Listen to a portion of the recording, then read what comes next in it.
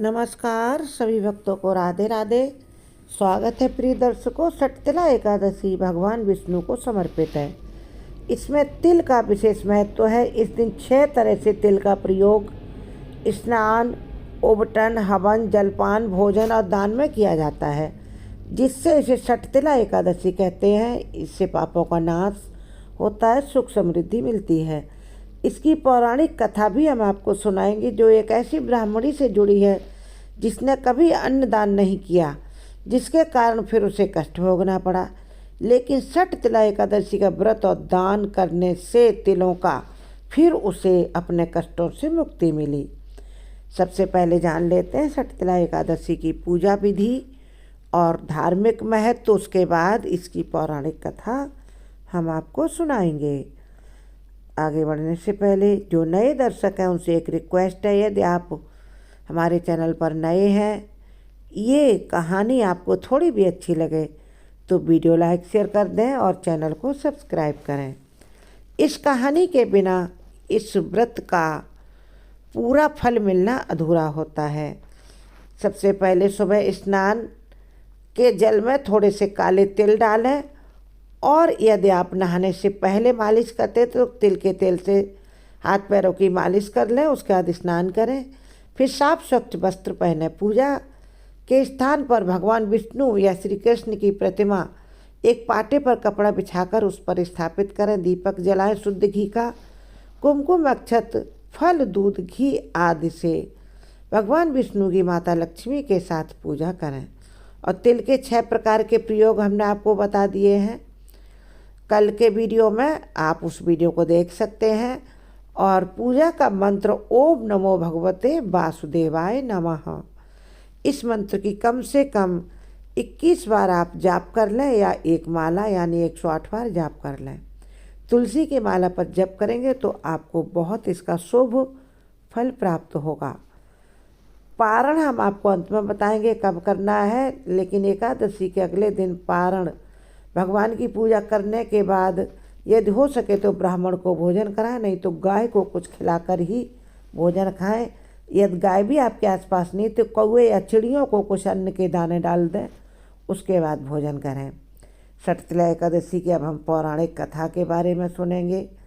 इस कथा को सुनने से सभी जीवन के जो कष्ट होते हैं वह नाश होते हैं। जो लोग व्रत नहीं कर सकते, कथा सुने, कथा से भी उनको भगवान विष्णु की कृपा प्राप्त होती है।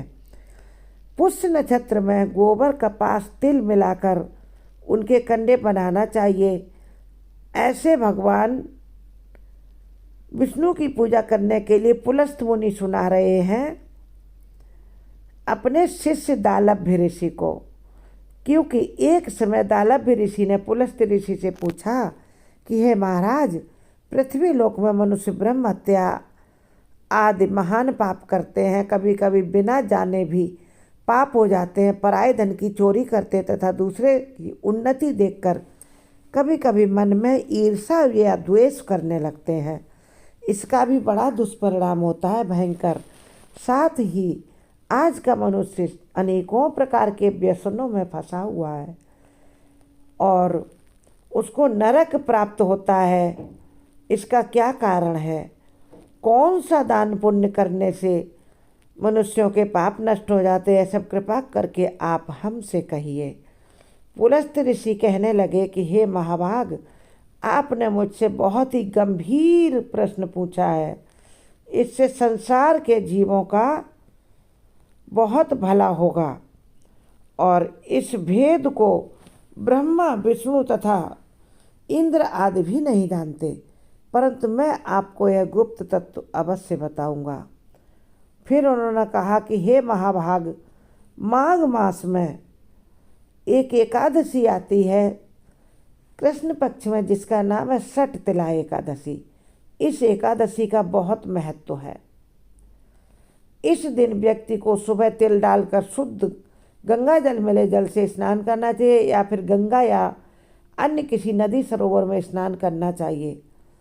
इंद्रियों को वश में करके काम, क्रोध, लोभ, मोह, अहंकार, ईर्ष्या, द्वेष आदि का त्याग करके भगवान विष्णु का सुमिरन करके उनका पूजन करें माता लक्ष्मी के साथ।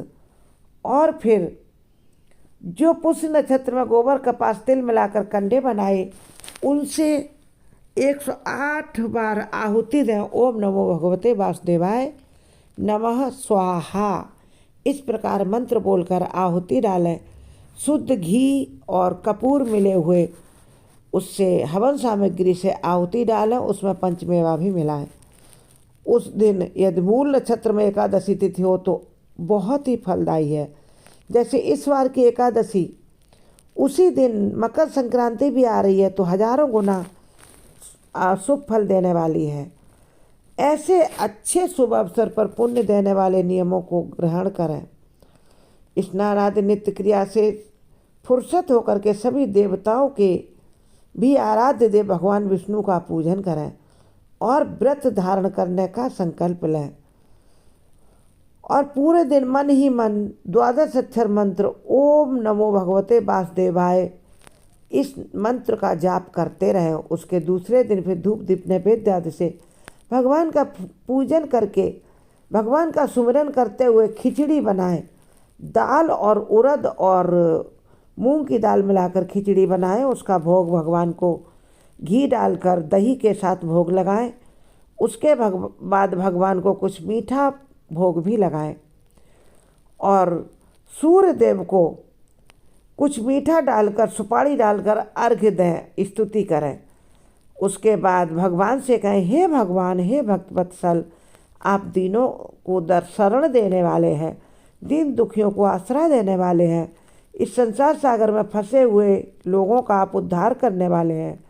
हे पुंडरीकाक्ष, पुंडरीकाक्ष यानी कमल जैसी आँखें, हे विष्णु भगवान, हे विश्वभावन, हे सुब्रमण्य, हे पूर्वज, हे जगतपते, हे लक्ष्मीपति, आप हमारे सभी पापों को नष्ट करके हमें शुद्ध मन बनाएं और हमारे घर को आप अपनी दिव्य दृष्टि से पावन करें और हमारे घर में सुख समृद्धि धन वैभव शांति सफलता सब आप हमारे घर में अपने वरदान से हमें प्रदान करें।